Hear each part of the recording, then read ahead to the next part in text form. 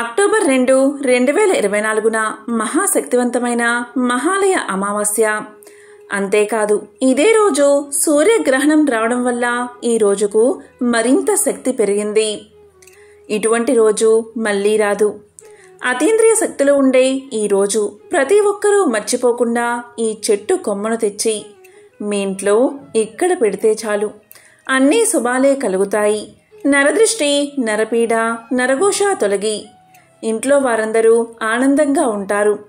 మీ ఇంటికి పట్టిన దరిద్రం తొలగిపోతుంది, నరదృష్టి తొలగిపోతుంది. ఈ చెట్టుకు అమావాస్య రోజు అతీంద్రియ శక్తులు వస్తాయి. ముఖ్యంగా ఈరోజు సూర్యగ్రహణం కూడా రావడం వల్ల ఈ చెట్టుకు అద్భుత శక్తి వస్తుంది. అందుకే విశేషమైన ఈ మహాలయ అమావాస్య సూర్యగ్రహణం రోజు ఈ చెట్టు కొమ్మను ప్రతి ఒక్కరూ తెచ్చి ఇంట్లో ఇక్కడ ఖచ్చితంగా పెట్టాలి. మరి ఆ చెట్టు ఏంటో ఇప్పుడు ఈ వీడియోలో తెలుసుకుందాం. ఎవరైతే ఈరోజు ఈ పనిని మీ ఇంట్లో చేస్తారో అటువంటి వారికి అపమృత్యు దోషాలు తొలగి నిండు నూరేళ్లు ఆయురారోగ్యాలతో అష్ట ఐశ్వర్యాలతో తులతూగుతారు. ఇది అద్భుతమైన పర్వదినమని శివపురాణం, కాళికా పురాణం చెప్తున్నాయి. పూర్వకాలంలో ఈ భూమి మీద జనం పుట్టడమే కాని మరణం లేక భూభారం పెరిగిపోయింది. ఎంత వయసు వచ్చినా జనాలకు మరణం లేక జనాలు విచ్చలవిడిగా పెరిగిపోతున్నారు. అప్పుడు బ్రహ్మదేవుడు శ్రీ మహావిష్ణువును, ఈశ్వరుణ్ణి శరణు వేడగా అప్పుడు ఈశ్వరుడు బ్రహ్మదేవుడితో ఇలా పలుకుతాడు: ఈ జనం కేవలం పుట్టడం తప్ప ఇక్కడి నుంచి వేరే లోకాలకు వెళ్ళకపోవడం వల్ల ఈ భూమండలమంతా భూభారం పెరిగిపోయింది అని బ్రహ్మదేవుడితో చెప్తాడు. దానికి బ్రహ్మదేవుడు ఆ మహాశివుణ్ణి ఏదైనా మార్గం చెప్పమని కోరగా, ఈ భాద్రపద మాస అమావాస్య రోజు అంటే మహాలయ అమావాస్య రోజు ఈశ్వరుడి నుదుటి నుంచి ఒక నల్లటి భయంకర ఆకారంలో ఒక స్త్రీ పుట్టుకొచ్చింది. ఆ స్త్రీయే మృత్యుదేవత. ఆమె ఈశ్వరుడితో ఇలా పలికింది: తండ్రి ఈశ్వరా, నన్ను ఏమి చేయమంటావు అని అడిగింది. దానికి ఈశ్వరుడు, ఈ రోజు నుంచి బ్రహ్మదేవుడే నీకు తండ్రి, అతను ఏం చెప్తే అదే చెయ్యి అని సమాధానం చెప్తాడు. అప్పుడు బ్రహ్మదేవుడు ఆమెను తన పుత్రికగా స్వీకరించి ఇలా పలుకుతాడు: ఓ మృత్యుదేవత, నా సృష్టిలో చిన్న పొరపాటు జరిగింది. జనాన్ని నేను పుట్టిస్తున్నాను కానీ చంపడం లేదు. ఈ రోజు నుంచి ఆ జనాల్ని నువ్వు సంహరించు. వారు ఎంతకాలం బతకాలో నేను వారి నుదుటిన రాస్తాను. అలా వారి ఆయువు తీరగానే వారి ప్రాణం తీసేయి. అలా ప్రాణం తీసి పాపాలు చేసిన వారిని నరకానికి పంపు, పుణ్యం చేసిన వారిని స్వర్గానికి పంపు, ఉత్తములను మా లోకానికి పంపు అనగానే దానికి మృత్యుదేవత ఇలా పలుకుతుంది: ఓ బ్రహ్మదేవా, ఈ సంహారం నా వల్ల కాదు.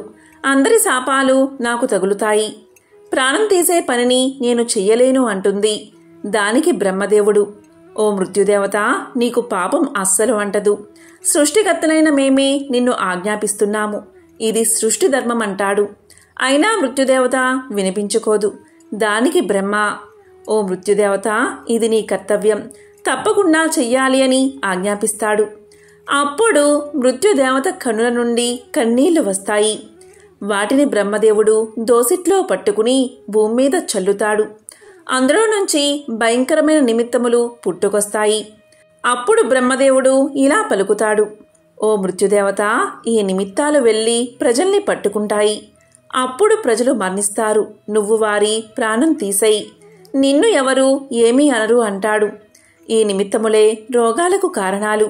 ఒక వ్యక్తి చనిపోతే ఏదో ఒక కారణం, అంటే ఒక రోగం రావడం, ప్రమాదం జరగడం, ఒకరినొకరు కొట్టుకోవడం, వారికి వారు ఆత్మహత్య చేసుకోవడం, ఇలా కారణాలు జనాలకు తెలుస్తాయి.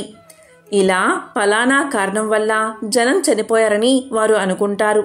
కానీ నీపై ఎటువంటి నెపము ఉండదు, నిన్ను ఎవరూ నిందించరు అంటాడు బ్రహ్మదేవుడు. ఖచ్చితంగా వారు ఏదో ఒక కారణం వల్ల చనిపోతారు కాబట్టి ఎటువంటి ఇబ్బంది ఉండదు. ఈ నిమిత్తములే రోగాలు కారణాలు అంటాడు. అందుకే ఇప్పటికే ఎవరైనా చనిపోతే ఫలానా కారణం వల్ల చనిపోయారని జనం మాట్లాడుకుంటారు. కానీ మృత్యువు వారికి గుర్తురాదు. మృత్యువుని వారు తిట్టరు. ఈ నిమిత్తములు నీ కన్నీళ్ల నుంచి పుట్టాయి. నీకు ఎటువంటి నింద రాదు అంటాడు బ్రహ్మదేవుడు. దాంతో మృత్యుదేవత సరే అని ఎవరినైనా తాను చంపే ముందు ఈ నిమిత్తాలను పంపి రకరకాల కారణాల వల్ల వారి చనిపోగానే వారి ప్రాణాలు తీసేసేది. అప్పుడు ప్రజలందరూ విపరీతంగా మరణించడం మొదలుపెట్టారు. ఇక అప్పుడు లోకంలో మరణాలు ఎక్కువయ్యాయి. అప్పుడు మళ్ళీ జనమంతా కలిసి ఈశ్వరుణ్ణి భక్తి శ్రద్ధలతో ప్రార్థించారు. దానికి ఆ మహాశివుడు ఇలా ప్రాణాలు అధికంగా పోవడానికి మృత్యుదేవత తన ప్రభావాన్ని ఎక్కువ చూపిస్తుందని గ్రహించాడు. ఇలా జనం వెంటనే చనిపోతూ ఉంటే దీన్ని మహాలయము అంటారు. అంటే తొందరగా లయం అవ్వడమని అర్థం. కాబట్టి ఇలా త్వరగా చనిపోకుండా ఒక క్రమ పద్ధతిలో వారి ఆయుష్ పూర్తయ్యే వరకు బతికేలా ఒక విధానాన్ని నేను ఈ రోజు నుంచి ఏర్పాటు చేస్తున్నాను అని భాద్రపద మాసంలో అమావాస్య రోజు అంటే మహాలయ అమావాస్య రోజు ఈ వ్రతం చేస్తే వారి యొక్క అపమృత్యు దోషాలు తొలగి దీర్ఘకాలం ఆయురారోగ్యాలతో జీవిస్తారని ఈశ్వరుడు మహాలయ అమావాస్య వ్రతం గురించి తెలియజేశాడు. ఈరోజు తెల్లవారుజామునే లేచి తలస్నానం చేసి మొదటగా విభూది ధరించాలి. అంటే మహాలయ అమావాస్య రోజు త్రిమూర్తులు ఉన్న దేవతా పటాన్ని పూజించాలి. ముందు విఘ్నేశ్వరుడి పూజ, ఆ తర్వాత 3 రకాల కూరగాయలు తీసుకోవాలి. అంటే కంద, బచ్చలి, తోటకూర లేక అరటికాయ మూడిటిని త్రిమూర్తులకు నివేదన చెయ్యాలి. ఇక భక్తి శ్రద్ధలతో విష్ణు అష్టోత్తర శతనామాలు, ఈశ్వరుడి అష్టోత్తర శతనామాలు చదువుకోవాలి. బ్రహ్మదేవుడికి అష్టోత్తర శతనామాలు లేవు. ఇక ఈ కూరగాయలను స్వయంపాక దానంగా ఒక పండితుడికి ఇవ్వాలి. ఈరోజు ఇలా చేస్తే అపమృత్యు దోషాలు తొలగిపోతాయి. దీర్ఘకాలం అష్టైశ్వర్యాలు ఆయురారోగ్యాలతో జీవిస్తారని సాక్షాత్తు ఆ మహాశివుడే జనులకు చెప్పిన రహస్యమిది. అలాగే ప్రపంచ ప్రళయం కూడా ఈ భాద్రపద మాసంలో మహాలయ అమావాస్య రోజే వచ్చింది. ఈ విధంగా ప్రపంచం అంతమయ్యే సమయంలో భయంకర అగ్నిజ్వాలలు 100 సంవత్సరాలు భూమిని కాల్చివేస్తాయి. ఈ భూమి మీద సమస్త జీవరాశి కూడా బూడిదైపోతుంది. అప్పుడు మళ్ళీ 100 సంవత్సరాలు ఏకదాటిగా వర్షం కురుస్తుంది. ఈ జల ప్రళయంలో లోకమంతా కొట్టుకుపోతుంది. దీన్నే మహాలయము అనే పేరు. కాబట్టి ఎవరైతే మహాలయ అమావాస్య రోజు ఈశ్వరుణ్ణి భక్తి శ్రద్ధలతో పూజిస్తారో అలాంటి వారు 100 ఏళ్ళు అగ్నిలో కాలకుండా 100 ఏళ్ళు వర్షంలో కొట్టుకుపోకుండా ఈశ్వరుడి దగ్గరకు సశరీరంతో కానీ లేదా ఆత్మతో కానీ వెళ్తాం. మళ్ళీ సృష్టి మొదలయ్యేదాకా ఆ మహాశివుడి దగ్గరే ఉంటాం. అందుకే మహాలయ అమావాస్య ఎంతో గొప్పది. కాబట్టి మహాలయంలో నాశనం కాకుండా ఉండాలి అంటే ఈ మహాలయ అమావాస్య రోజు ఇప్పుడు చెప్పిన విధంగా ఎవరైతే చేస్తారో వారు నిండు నూరేళ్లు జీవించడంతో పాటు శివ సాయుధ్యాన్ని పొందుతారు. కాబట్టి ఈ మహాలయ అమావాస్య రోజు త్రిమూర్తులను భక్తితో ప్రతి ఒక్కరూ పూజించడం వల్ల చాలా మంచిది. అక్టోబర్ 2న ఏర్పడే ఈ సూర్యగ్రహణం వల్ల ప్రజల మనస్సుపై ప్రభావం ఉంటుంది. మొత్తం 12 రాశుల మీద సూర్యగ్రహణ ప్రభావం ఉన్నప్పటికీ 4 రాశుల మీద ముఖ్యంగా ఉండబోతుంది. ఇలా ఏర్పడే గ్రహణంలో సూర్యుడి కంటే చంద్రుడి పరిమాణం చిన్నదిగా ఉండడం వల్ల చంద్రుని చుట్టూ సూర్యుడు ఒక ప్రకాశవంతమైన ఒక ఉంగరం వలె కనిపిస్తాడు. ఈ విధంగా 7 నిమిషాల 25 సెకన్ల పాటు కనిపిస్తాడు. ఇదే ఈ గ్రహణం ప్రత్యేకత. ఈ గ్రహణం మన భారతదేశంలో కనిపించదు. కానీ ఈ గ్రహణ ప్రభావం రాశులపై ఉంటుందని జ్యోతిష పండితులు చెప్తున్నారు.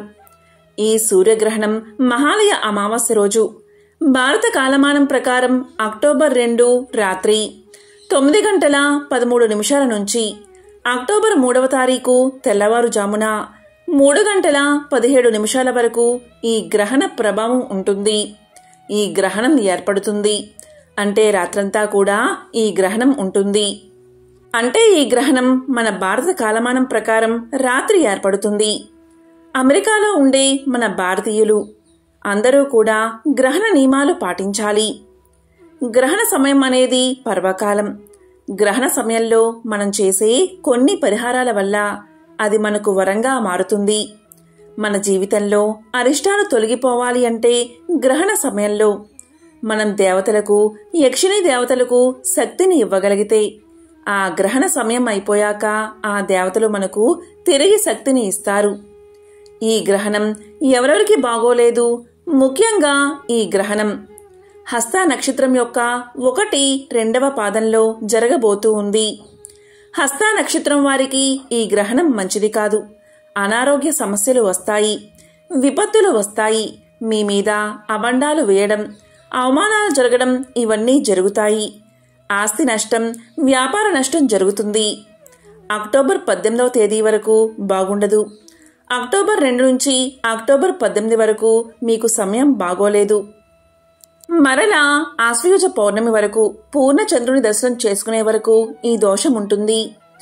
ముఖ్యంగా కన్యారాశి, మీనారాశి వారికి ఇది వర్తిస్తుంది. అందువల్ల కన్యారాశి వాళ్ళు చాలా జాగ్రత్తగా ఉండాలి. ఇక మీనరాశిలో రాహు సంచారం వల్ల ఈ రాశి వాళ్ళు కూడా అప్రమత్తంగా ఉండాలి. ఏ రాశులకు ఈ గ్రహణం బాగోలేదు అంటే కన్యారాశి, సింహరాశి, మీనరాశి, మేషరాశి ఈ 4 రాశుల వారికి ఈ గ్రహణం బాగాలేదు. వీళ్ళు ప్రపంచంలో ఎక్కడ ఉన్నా సరే వారికి ఈ గ్రహణం వర్తిస్తుంది. ఈ గ్రహణం చూసేవారికి 100% ఎఫెక్ట్ ఉంటుంది. గ్రహణం ఎక్కడైతే కనబడదో వారికి 50% మాత్రమే ప్రభావం ఉంటుంది. ఇక ఈ రాశుల వారికి తరచుగా బంధుమిత్ర కలహం, అనారోగ్య సమస్యలతో మానసిక, శారీరక శాంతి లేక ఇబ్బందులు పడతారు. విపరీతమైన ధన వ్యయంతో రుణబాధలు కలుగుతాయి. రుణం తీర్చడానికి కొత్త రుణాలు చేయవలసిన పరిస్థితి ఏర్పడుతుంది. అనుకున్న పనులన్నీ వాయిదా పడతాయి. భార్యాభర్త, సంతానాలతో విభేదాలు ఏర్పడతాయి. భార్యాభర్తల మధ్య అన్యోన్యత తగ్గి విడాకుల వరకు వెళ్తారు. ఆస్తులు అమ్ముకోవాల్సి వస్తుంది. మాట పట్టింపులతో బంధువులతో కలహాలు ఏర్పడతాయి. మనస్పర్ధలు పెరుగుతాయి. మనోనిశ్చయం తగ్గుతుంది.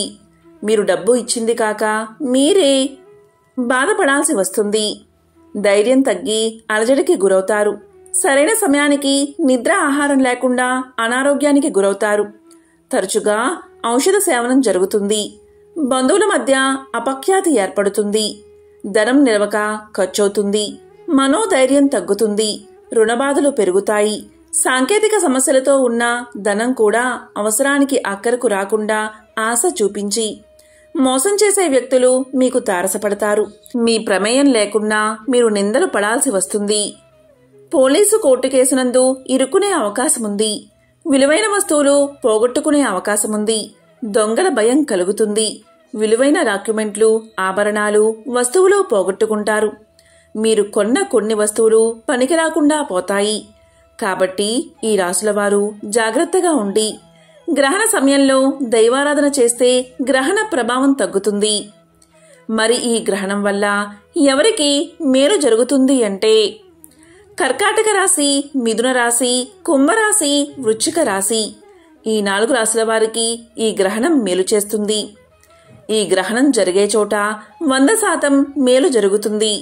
ఎవరికైతే కనబడదో వారికి 50% మేలు జరుగుతుంది. ఉద్యోగంలో ప్రమోషన్లు చూస్తారు. భూలాభం కలుగుతుంది. గృహలాభం కలుగుతుంది. ఆస్తిపాస్తులు బాగా కలిసి వస్తాయి. సమస్యలన్నీ తొలగిపోతాయి. విద్య, ఉద్యోగం, వ్యాపార రంగాల్లో బాగా కలిసి వస్తుంది. శత్రు బాధలు నశించిపోతాయి. విశేషమైన రాజయోగం కలుగుతుంది. పడ్డ కష్టాలన్నీ తొలగిపోయి మంచి ఫలితాలను ఇస్తాయి. ఈ రాశుల వారికి పట్టిందల్లా బంగారం అవుతుంది. నిరుద్యోగులకు ఉద్యోగాలు వస్తాయి. వ్యాపారస్తులకు ఇక నుంచి కలిసి వచ్చి అన్ని లాభాలు అందుకుంటారు. కొందరు ముఖ్యమైన వ్యక్తులు దగ్గరవుతారు.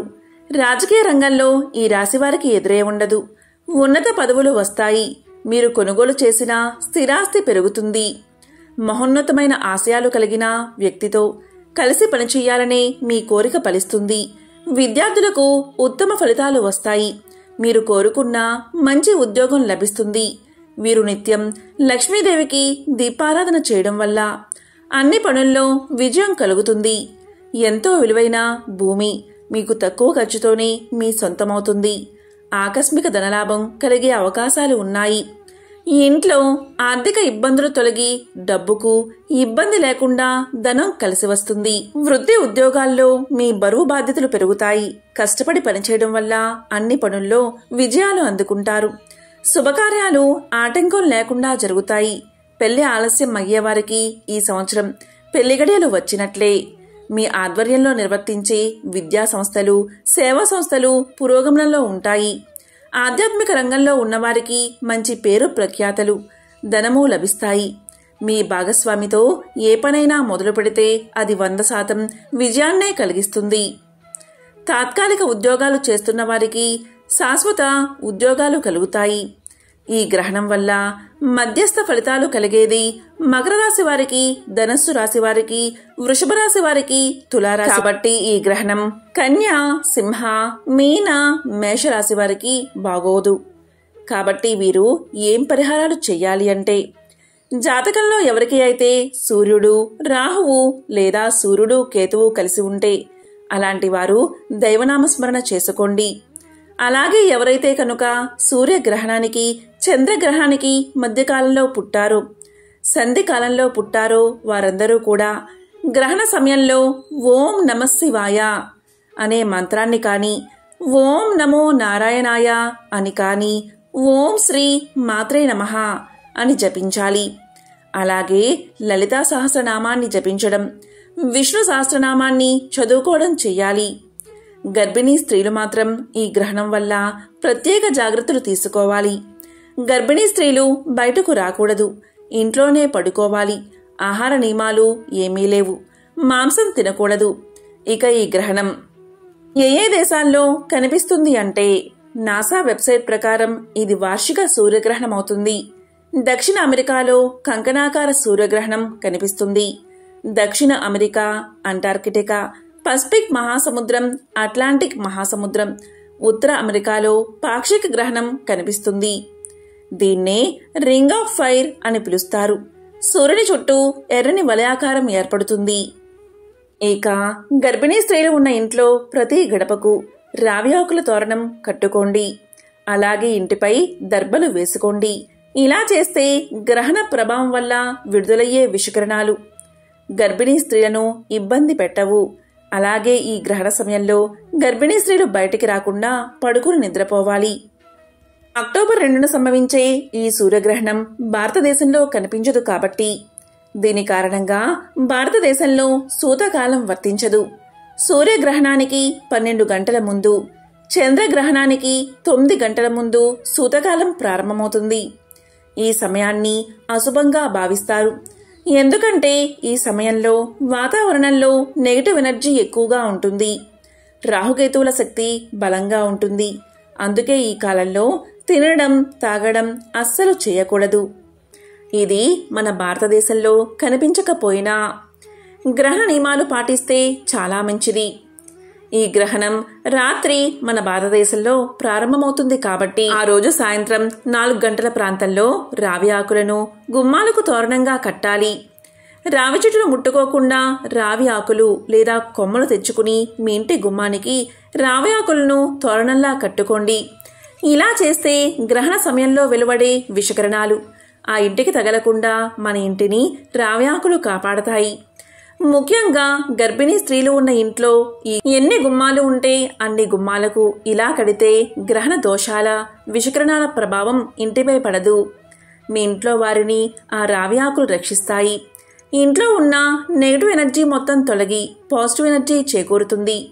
ఇంట్లో ఎటువంటి బాధలు ఉన్నా, ఆర్థిక సమస్యలు ఉన్నా, కష్టాలు ఉన్నా, ఇంట్లో వారికి దోషాలు ఉన్నా, ఇంట్లో అనారోగ్య సమస్యలు ఉన్నా అవన్నీ పోవడానికి ఇది మంచి అవకాశం. ఇంతటి శక్తి రావి చెట్టు ఆకులకు ఉంది. ఈరోజు ఈ విధంగా చేస్తే ఉత్తమ ఫలితాలు కలుగుతాయి. ఎవరైతే శక్తివంతమైన సూర్యగ్రహణ సమయంలో రావి చెట్టు ఆకుల తోరణాన్ని ఈ ఇంటి గుమ్మానికి కడతారో వారి ఇంట్లో వారికి అద్భుత శక్తులు, దేనైనా సాధించే ధైర్యం, అదృష్టం కలుగుతాయి. అటువంటి ఇల్లు సంపదలతో తులతూగుతుంది.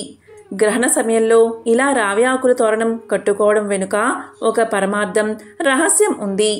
రావి చెట్టు ఆకుల నుంచి ప్రాణవాయువు అధికంగా విడుదలవుతుంది. అంతేకాదు ఈ ఆకులు ఉన్న దగ్గర గాలిలో వాతావరణ కాలుష్యం ఉన్న విషగాళ్ళు ఉన్నా వాటిని ఈ ఆకులు శుద్ధి చేసి మనకు స్వచ్ఛమైన గాలిని అందిస్తాయి. అందుకే ఇలా గ్రహణ సమయంలో కొన్ని శక్తులు, విషగాలులు వాతావరణంలో ప్రసరిస్తాయి. కాబట్టి ఆ విషగాలులు మన ఆరోగ్యంపై తీవ్ర ప్రభావాలు చూపకుండా ఇలా సూర్యగ్రహణ సమయంలో ప్రతి ఒక్కరూ ఇంటి గుమ్మానికి రావి ఆకుల తోరణాన్ని పసుపు దారంతో కట్టుకుంటారు. ఇలా ఇంట్లో ఉన్న ప్రతి గుమ్మానికి కట్టుకోవడం వల్ల ఆ విషవాయువులను మీ ఇంట్లోకి రాకుండా గుమ్మం దగ్గరే ఆపేస్తాయి. ఒకవేళ ఇంట్లోకి వచ్చినా విషగాలులు శుద్ధవుతాయి.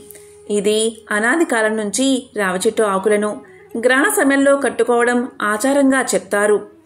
గ్రహణ సమయంలో గర్భిణీ స్త్రీలకు ఈ విషగాళ్ళ వల్ల కడుపులో బిడ్డకు ఎలాంటి చెడు కలగకుండా ఇలా రావి చెట్టు ఆకులను ఇంటి గుమ్మానికి కట్టుకుంటారు.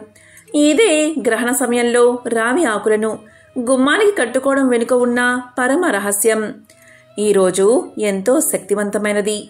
ఈరోజు మీరు ఏమీ చేయకపోయినా గార చెట్టు దగ్గరకు వెళ్ళి గార చెట్టుకు నమస్కారం చేసి గార కొమ్మను తెచ్చుకుని మీ ఇంటి ముందు గోడపై పెట్టి ఒక బరువును ఉంచండి.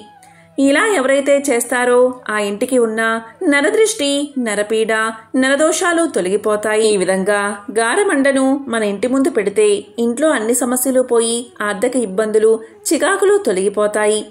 నరదృష్టి, నరఘోష తొలగిపోతుంది. ఆర్థిక సమస్యలు తగ్గుతాయి. ఇంట్లో ఉన్న వ్యక్తుల మధ్య ఉండే మనస్పర్ధలు, గొడవలు తగ్గుముఖం పడతాయి. కాబట్టి ఎంతో శక్తివంతమైన ఇటువంటి రోజు మనం ఈ విధానాన్ని తప్పనిసరిగా పాటించాలి. గార చెట్టు ప్రతి ఊర్లోనూ ఉంటాయి. కాబట్టి ఈ అమావాస్య రోజు గార చెట్టు మండను సేకరించి మీ ఇంటి ప్రధాన ద్వారానికి ముందు ఉన్న గోడపైన తప్పనిసరిగా పెట్టండి. విషవాయువుల ప్రభావాన్ని తగ్గించండి. ఇంటికి ఉన్న నరదృష్టి, నరపీడ, నరఘోష నుంచి విముక్తిని పొందండి. ఓం నమః శివాయ. ఓం నమో నారాయణాయ. ఓం శ్రీ మాత్రే నమః.